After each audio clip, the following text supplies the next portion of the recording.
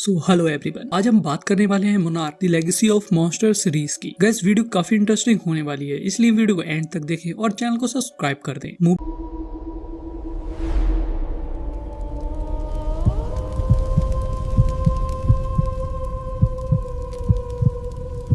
Movie की starting में हमें 1973 में स्कल आइलैंड दिखाया जाता है। स्कल आइलैंड हमने 2017 में आई हुई मूवी स्कल आइलैंड मूवी में देखा है। इस आइलैंड पे हमें बिल नाम के इंसान को दिखाते हैं जो कि वीडियो रिकॉर्ड करते हुए कह रहा होता है कि मैंने तुम लोगों के लिए बहुत सारी इन्फॉर्मेशन इकट्ठी कर ली है, लेकिन इस बीच में मैंने कई गलतियां भी की हैं जिन्हें मैं सुधारना चाहता हूँ। ये कहते कहते वो वहाँ से भागने लगता है क्योंकि एक स्पाइडर मॉन्स्टर उसका पीछा कर रहा था। तभी वो समुद्र के किनारे पे पहुंच जाता है और वहाँ पहुंचकर अपना एक बैग जिसके अंदर उसकी सारी रिसर्च थी वो उस बैग को पानी में फेंक देता है। तभी वो मॉन्स्टर उसके पास में आ जाता है। वो मॉन्स्टर उसे मारने जा ही रहा होता है कि तभी एक दूसरा मॉन्स्टर उस स्पाइडर मॉन्स्टर पर हमला कर देता है और उन दोनों के बीच में फाइट होने लगती है और वो लड़ते लड़ते पानी में गिर जाते हैं। उनके पानी के गिरने के बाद में बिल किनारे पे खड़े होकर अपने बैग को देखता है जो कि फ्लोट होता हुआ काफी दूर चला गया था। उसके बैग पे मोनार्क का साइन बना हुआ था। इसके बाद में सीन शिफ्ट होता है और हमें 2013 का टाइम दिखाया जाता है जहाँ कुछ फिशरमैन फिशिंग कर रहे होते हैं तो उन्हें मछलियों के साथ में बिल का बैग भी मिल जाता है। जिसके बाद में हमें 2014 में होने वाले गॉडजिला अटैक के 1 साल बाद का सीन दिखाया जाता है जहाँ पर एक कैट नाम की लड़की को दिखाते हैं जो कि अपने पिता हिरोशी की डेथ के 1 साल बाद उनके टोक्यो वाले घर पे जा रही, जहाँ एयरपोर्ट पे उसे बहुत सारे गॉडजिला के साइन दिखते हैं जिन्हें देखकर वो थोड़ा डर सी जाती है। इसके बाद में वो अपने पिता के घर पहुंच जाती है और रास्ते में वो अपनी मॉम से इसी बारे में बात कर रही होती है। तभी वो चाबी से दरवाजा खोलकर घर के अंदर जाती है जहाँ पर उसके पिता के फोटो रखे हुए थे, लेकिन वो किसी और के साथ में थे। तभी वो नोटिस करती है कि घर के अंदर कोई है। तभी वहाँ पर एक औरत और एक लड़का आ जाता है। उस लड़के का नाम केन था। वो लोग केट से पूछते हैं कि तुम अंदर कैसे घुसी, जिस पर केट उन्हें चाबियां दिखाकर कहती है ये मेरे पिता का घर है। ये सुनकर वो दोनों बहुत चौंक जाते हैं। इसके बाद में हमें 1959 का समय दिखाया जाता है जहां स्कल आइलैंड पे हिरोशी के फादर बिल को दिखाते हैं जो कि उस टाइम अभी यंग थे और उनके साथ उनकी पत्नी डॉक्टर कायोको भी थी और साथ ही एक अमेरिकन आर्मी सोल्जर ली शॉ भी होता है। वो तीनों वहाँ रिसर्च के लिए आए। वो लोग रेडिएशन पर रिसर्च कर रहे थे। वो लोग जंगल के पास में पहुंच जाते हैं। वहाँ पर रेडिएशन काफी ज्यादा थी इसलिए वो उससे बचने के लिए एक मास्क पहन लेते हैं और आगे बढ़ते हैं। वो जंगल में आगे बढ़ ही रहे होते हैं कि तभी उन्हें वहाँ एक लड़का मिलता है जिसे देख के वो तीनों डर जाते हैं और अपनी गन्स निकाल लेते हैं। लेकिन तभी कायोकी उन सबको शांत कराती है। तभी वो उस लड़के से कहती है कि वो लोग उसकी हेल्प कर सकते हैं, जिस पर वो लड़का अपनी गन नीचे कर लेता है और उन्हें बताता है कि इस जंगल में काफी अजीब चीजें होती हैं जिसकी वजह से यहाँ पर पहले भी लोग आते रहते हैं। कायोकी उससे पूछती है यहाँ पर ऐसा क्या है। वो लड़का उन्हें बताता है कि करीब ही एक खाली शहर है और हमारे लोगों का मानना है कि वहाँ पर हेल का एक डोर है। जिसके बाद में वो उन्हें उस शहर का रास्ता दिखाता है और वहाँ से चला जाता है। अब वो तीनों आगे बढ़ते हैं और एक जगह पहुंच जाते हैं जहाँ से उन्हें वो शहर देखने लगता है जो कि एक खाली पावर प्लांट था, लेकिन वहाँ पर कोई भी रेडिएशन नहीं थी। इस वजह से कायोकी चौंक जाती है और वो उनसे कहती है हमें पावर प्लांट के अंदर जाकर चीजों को देखना होगा और तभी वो तीनों पावर प्लांट की तरफ बढ़ जाते हैं। इसके बाद में हमें सीन फिर से 2015 में दिखाया जाता है जहाँ केन केट से कहता है कि तुम मेरे पिता जैसी नहीं दिखती हो। इसलिए केट उन्हें हिरोशी के साथ में अपनी एक फैमिली फोटो दिखाती है जिसके बाद में वो उनसे कहती है कि उन्होंने हम सबको धोखा दिया है। तभी वो उनसे यह जानने की कोशिश करती है कि उनके पिता ने किससे पहले शादी की थी। तभी केन की मॉम एमी को कहती है कि उन्हें जानना है हिरोशी कैसे मरे थे और वो दोनों ये भी जानना चाहते थे कि 2014 वाले इंसिडेंट के टाइम पर क्या हिरोशी केट के साथ में थे। लेकिन ये सुनकर केट को और भी गुस्सा आ जाता है और वो उन्हें कुछ बताए बिना वहाँ से चली जाती है। तभी हमें फिर से पास्ट का सीन दिखाया जाता है जहाँ वो तीनों उस शहर के बीच में पावर प्लांट के पास पहुंच जाते हैं। इसके बाद में वहाँ बहुत सी जगहों पर बॉम्ब लगा देते हैं और वहाँ पर काफी बड़ा धमाका करते हैं जिससे उन्हें जमीन के नीचे बहुत ज्यादा रेडिएशन मिल जाती है। तभी वहाँ पे अर्थक्वेक आने लगता है जिसके कारण वो तीनों काफी ज्यादा डर जाते हैं। इधर तभी हमें फिर से प्रेजेंट टाइम दिखाया जाता है जहाँ केट को उसकी माँ का फोन आता है जिन्हें केट बताती है कि उसके पिता ने यहाँ पर उनके लिए कुछ भी नहीं छोड़ा है। तभी वहाँ पर अलार्म बजने लगते हैं जिसके कारण सभी लोग वहाँ से भागने लगते हैं। इसी दौरान एमिको और केन भी केट के पास में आ जाते हैं और उसे लेकर पास ही के एक मेट्रो स्टेशन के सेफ हाउस के अंदर चले जाते हैं जो कि गॉडजिला से बचने के लिए गवर्नमेंट ने बनाए थे। उसके अंदर जाकर केट काफी डरने लगती है क्योंकि उसे लग रहा था कि गॉडजिला फिर से वहाँ आने वाला है। तभी एमिको और केन केट से फिर से पूछते हैं कि जब हिरोशी की डेथ हुई थी क्या तब वो तुम लोगों के साथ में थे, जिस पर केट उन्हें बताती है कि नहीं। इसी के साथ हमें 2014 का टाइम दिखाया जाता है जब सैन फ्रांसिस्को में गॉडजिला ने हमला किया था। तब केट एक बस में थी और उसके सामने ही गॉडजिला था। गॉडजिला ने वहाँ के एक पूरे ब्रिज को डिस्ट्रॉय कर दिया था। इसी दौरान वह बस से बाहर आई थी और उसने काफी सारे बच्चों को बचाया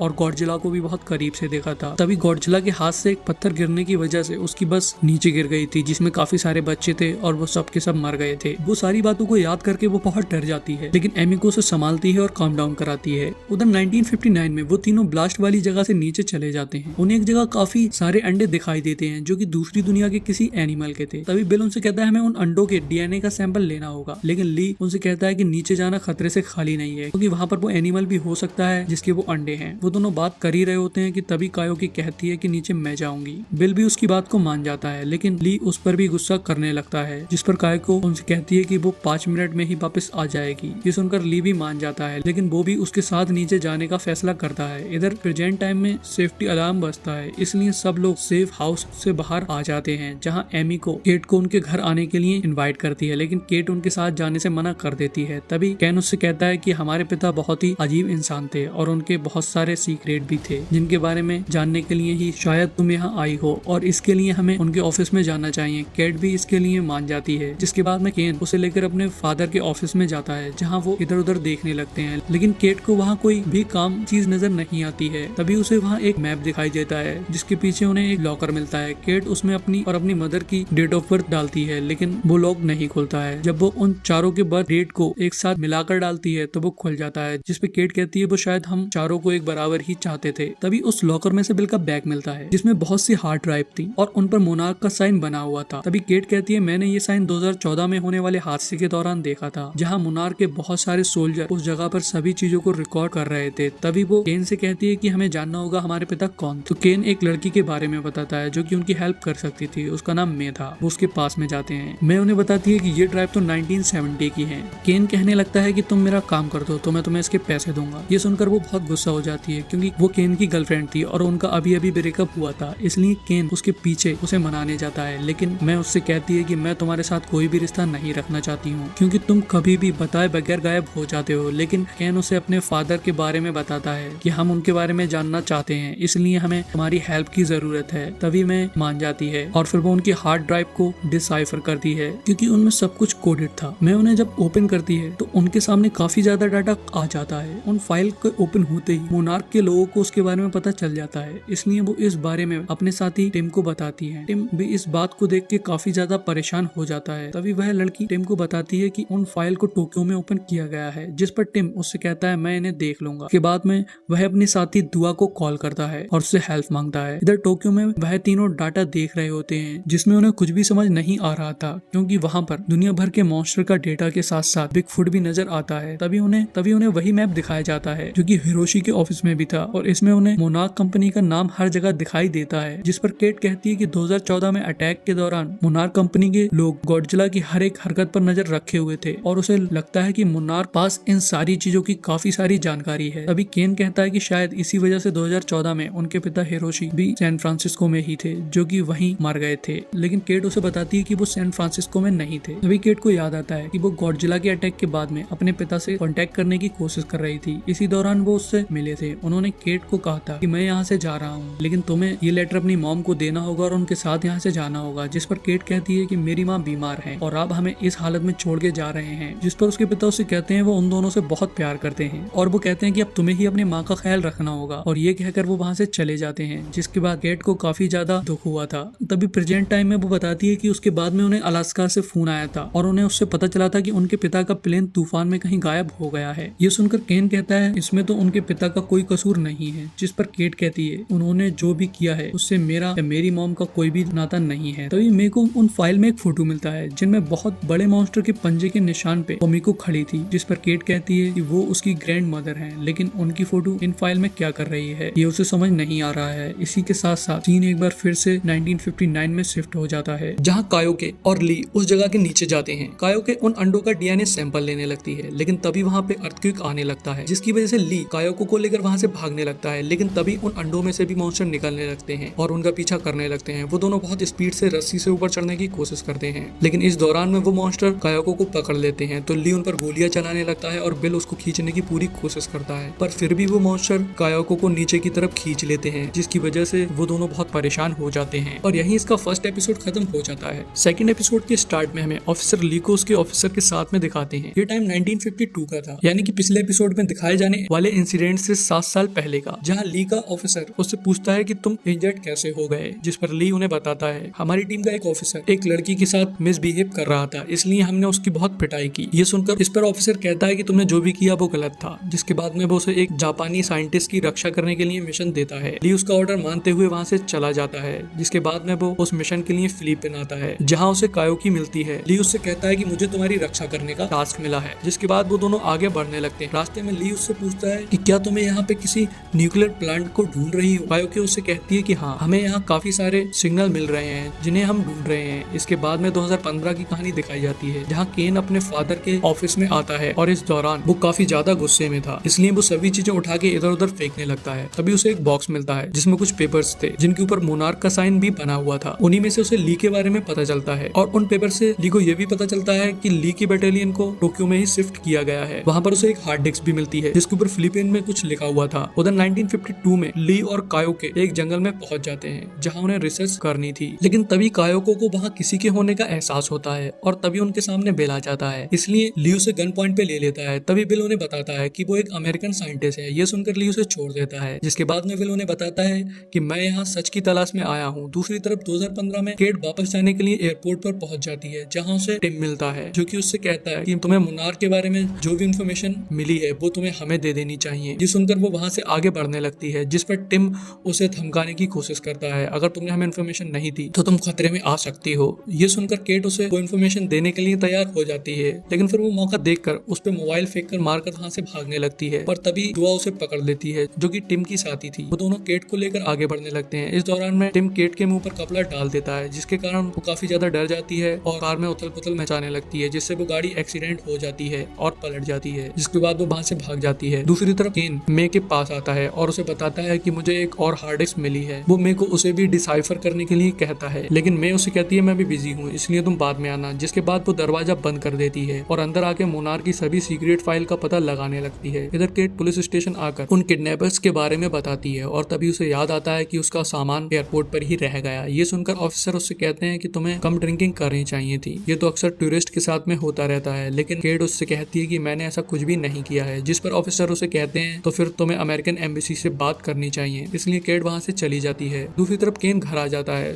जहाँ पर एमिगो ने हिरोशी और अपनी फैमिली की फोटोज निकाल रखी थी, लेकिन केन कहता है मुझे ये फोटोज बिल्कुल पसंद नहीं है और अब मुझे हिरोशी को देखकर बहुत गुस्सा आता है। इसलिए वो दोनों मिलकर फोटो को फाड़ने लगते हैं, जिससे वो काफी ज्यादा खुश होते हैं। लेकिन तभी केन को उनमें ली का एक फोटो मिलता है। दूसरी तरफ 1952 में बिल उन्हें बताता है कि मैं यहाँ पे काफी महीनों से हूँ और यहाँ के लोगों से मुझे पता लगा है कि यहाँ एक ड्रैगन है जिसके मुंह से रेडिएशन निकलती है और शायद उसी की सिग्नल से तुम लोग यहाँ आए हो। तो ली उससे कहता है हमारी बातें भी तुम्हारी तरह बकवास हैं, इसलिए तुम यहाँ से निकलो और हमें हमारा काम करने दो। लेकिन कायोके उससे कहती है कि हमारी रिसर्च में शायद बिल हमारी हेल्प कर सकता है। उसके बाद में बिल और कायोके जंगल में आगे बढ़ने लगते हैं। इसी दौरान बिल कायोके को बताता है मैं इस जगह पर कुछ महीनों से रिसर्च कर रहा हूँ और मेरा काम अलग अलग मॉन्स्टर के बारे में पता लगाना है। ये सभी मॉन्स्टर एक ही रास्ते से आगे बढ़ते हैं और उस रास्ते पर रिसर्च करके मैंने मैप भी बनाया है। जिसके बाद में कायोके भी उसे रेडिएशन का चार्ट दिखाती है, जो कि दोनों आपस में मैच हो रहा होता है और यह देखकर वो दोनों चौंक जाते हैं। जिसके बाद बिल कायोको को उस मैप के रास्ते से आगे लेकर जाने लगता है। तभी उन्हें वहाँ पर 1943 में डिस्ट्रॉय होने वाले यूएस का नेवी शिप मिलता है। इधर 2015 में कैट मे के घर पहुंच जाती है, लेकिन तभी मैं उसे एक तरफ खींच लेती है और तभी वो देखती है टिम और दुआ मे के रूम में सब चीजें चेक कर रहे थे, इसलिए वो दोनों छुप के वहाँ से निकल जाती हैं। इधर एमी को केन को ली के बारे में बताती है कि वो उसके अंकल के जैसे थे और उनकी फैमिली में वो अकेले ही बचे थे, जबकि हिरोशी उनके बीच में कुछ गड़बड़ भी हुई थी। तभी केन पूछता है कि क्या वो अभी भी जिंदा है, जिस पर एमी को कहती है कि शायद। तभी केन को इमरजेंसी का मैसेज मिलता है और उसके घर की बैल भी बजने लगती है। केन जब वहाँ देखता है तो उसके दरवाजे पर टिम और दुआ थे, जो कि खुद को सीक्रेट एजेंट कहकर घर में घुस जाते हैं, जहाँ वो केन से कहते हैं कि बिल की वो फाइल हमें दे दो, नहीं तो तुम्हारे लिए प्रॉब्लम हो सकती है। ये देखकर एमी को केन से कहती है कि तुम इन्हें ये फाइल दे दो और इसी के साथ वो उसे इशारा करती है, इसलिए केन फाइल लेने के लिए अपने रूम में चला जाता है और इस दौरान एमी को उन लोगों को चाय की ऑफर करती है। तभी टिम को वहाँ की एक फोटो दिखाई देती है, जिसे देख के वो चौंक जाता है। लेकिन इस दौरान केन दूसरे रूम से भाग जाता है और उन दोनों के हाथ सिर्फ मोनार्क का खाली बैग ही आता है। इधर 1952 में बिल और कायोके शिप के अंदर पहुंच चुके थे और इस दौरान बिल सभी चीजों को रिकॉर्ड भी कर रहा था। कायोके को इस दौरान काफी अजीब आवाज भी सुनाई देती है, जबकि बिल को एक रूम में काफी सारा सामान मिलता है और उस बॉक्स पे बिल का सरनेम देख के कायोके समझ जाती है कि वो भी उस शिप में ही था। बिल भी उसे इस बारे में बता देता है। कायोके पूछती है तुम क्या ढूंढ रहे हो, जिस पर बिल कहता है कि मेरा कुछ सामान है जिससे मैं साबित कर सकता हूँ कि मैंने कुछ देखा था और वह असली था, क्योंकि मैं इस शिप पे अकेला बचा था। इधर ली जो कि वापस जा रहा था, उसे इस जगह काफी रेडिएशन मिलती है और तभी उसे आसमान में कोई अनोखी चीज चमकती हुई नजर आती है। है, इसलिए वह फिर से वापस लौट जाता है। इधर 2015 में केट और मे एक रेस्टोरेंट में पहुंच जाते हैं, जहां मे अपनी नकली पासपोर्ट और काफी सारे पैसे निकाल लेती है। ये देखकर केट उससे कहती है कि मुझे तो तुम कोई खतरनाक सीक्रेट एजेंट लगी हो। बाहर आने पर उन्हें केन मिलता है, जो कि उनसे कहता है कोई उन फाइल के लिए हमारा पीछा कर रहा है, जबकि वो दोनों पहले ही उनसे छुप के भाग रही थी। केन उनसे कहता है एक आदमी है जो कि हमारी हेल्प कर सकता है। इधर 1952 में बिल और कायो के एक रूम में पहुंच जाते हैं, जहां उन्हें शिप में मरे हुए सभी लोगों की डेड बॉडीज दिखती हैं, जो कि बर्फ में जमी हुई थी, जिन्हें देखकर कायोगे काफी ज्यादा डर जाती है। तभी बिल उसे बताता है कि यह सब कुछ आज से 9 साल पहले हुआ, जिसके बाद में वो दोनों वहां से बाहर आने लगते हैं। तभी उन्हें रास्ते में फ्रेश लिक्विड मिलता है, जो कि ऊपर से गिर रहा था, जिसे देखकर कायोगे कहती है कि यहाँ पर कोई और भी है, जिसके कारण बिल उसे लेकर वहां से भागने लगता है। दूसरी तरफ 2015 में तीनों बच्चे एक सिक्योर जगह पे पहुंच जाते हैं, जहाँ पर कर्नल ली के बारे में पूछते हैं। वो लोग उन्हें कर्नल ली के पास ले आते हैं, क्योंकि अभी भी जिंदा था। तो इधर ली केन को पहचान लेता है और खुश हो जाता है, लेकिन उसे केट के बारे में पता नहीं चलता है। तो मैं उसे बताती है कि मेरा इन दोनों से कोई भी लेना देना नहीं है। जिसके बाद में ली उन्हें बाहर लेकर आता है और उनसे पूछता है तुम लोगों ने मुझे कैसे ढूंढा। केन उसे बताता है कि हमें तुम्हारी एक फाइल मिली थी, उन फाइल में जो कि मुनार्क की सीक्रेट फाइल थी। तभी केट उससे कहती है कि अलास्का में मेरा पिता हिरोशी गायब हो गए थे, क्या आपको इस बारे में कुछ पता है। इसी दौरान मैं देखती है कि यहाँ पर काफी सारे कैमरे थे, इसलिए वो इस बारे में ली से पूछने लगती है। ली उसे बताता है कि यह मुनार्क का सेफ हाउस है और मैं यहाँ हाउस अरेस्ट हूँ। ये सुनकर वो लोग फौरन वहाँ से बाहर जाना चाहते थे,